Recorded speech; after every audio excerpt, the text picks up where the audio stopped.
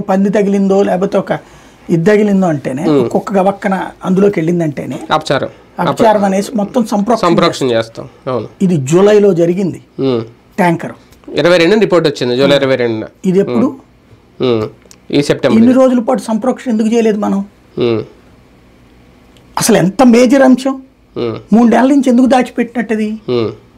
ఏం చేస్తున్నట్టు? పోనీ ఒక రకంగా నిజంగా అదే జరిగితే అక్కడ లడ్డూ తయారు చేస్తే ప్రతి బ్రాహ్మణుడు కూడా ఆయన నిన్నటి నుంచి అది చూస్తున్నప్పటి నుంచి మొన్న నైట్ నుంచి నాకు నిద్ర పట్ల.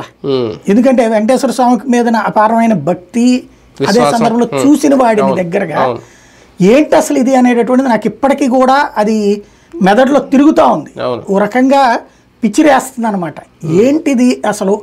ఎందుకంటే భక్తుల ఆలోచన ఇదంతా ఇప్పటిదాకా ఇట్లాంటిది కలిసిందా, లేకపోతే ఈ ట్యాంకర్ లోనే కలిపారా? ఇది ఎలా తేలుతుంది ఇప్పుడు? ఒకవేళ నిజంగా అలా కలిసి తినేసేమా మనం?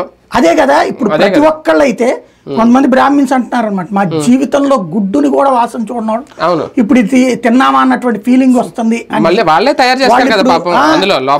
లోకల్ వాళ్ళ సంగతి దేవుడు, బయట కొనుక్కొని దేశ విదేశాలకు వచ్చినటువంటి వాళ్ళు వెజిటేరియన్స్ దారుణమైనటువంటి ఆవేదన చెందుతున్నారు.